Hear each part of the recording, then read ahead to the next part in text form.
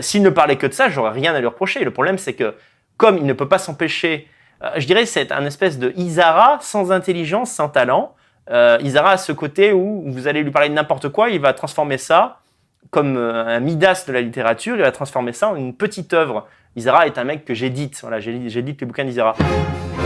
Je suis le plus bel oiseau de ces lieux, l'unique albatros de cet espace de libre expression.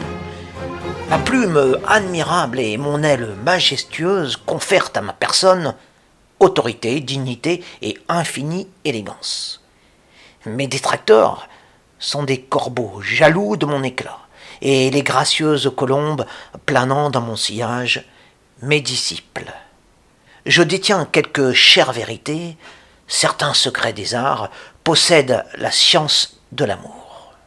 Pétri de noblesse, je me prétends défenseur des belles causes, de ma particule et des femmes laides, mais surtout des jolies filles, et ma plume est prolongée par le fer vengeur et justicier d'une infaillible épée.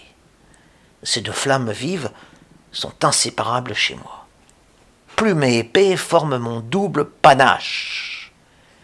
Je suis l'ennemi de la populace, l'ennemi du vulgaire, l'ennemi de la bassesse.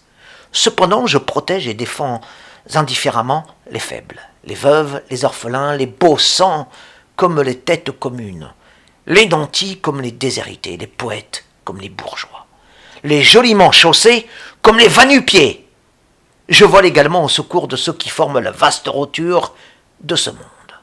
Une fois extraits de leur fange, je tente de les élever jusqu'à ma hauteur, et s'ils s'ingénient à demeurer dans leur aveuglement, je me permets d'exercer contre eux l'acier de mon art.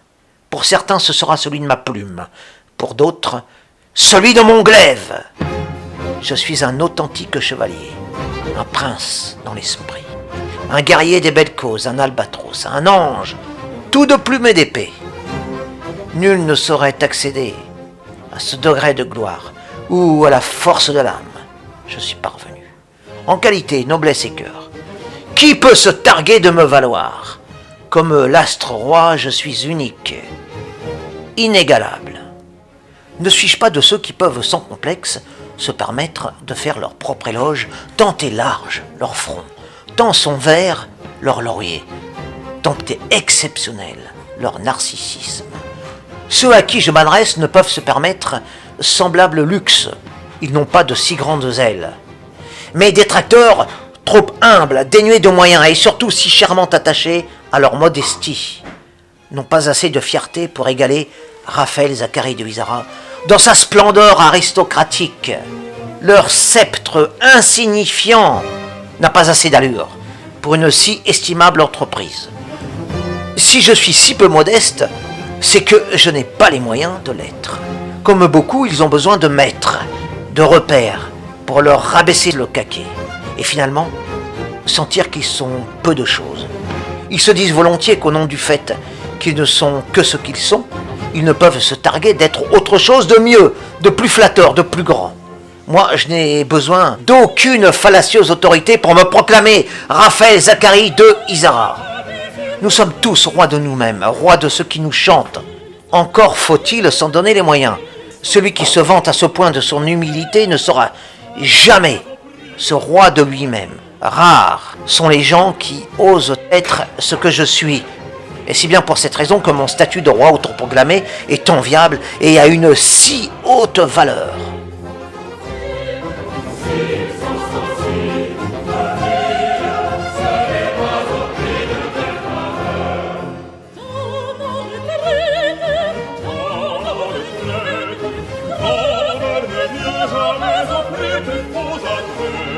Ciel, ciel, vive ta paix.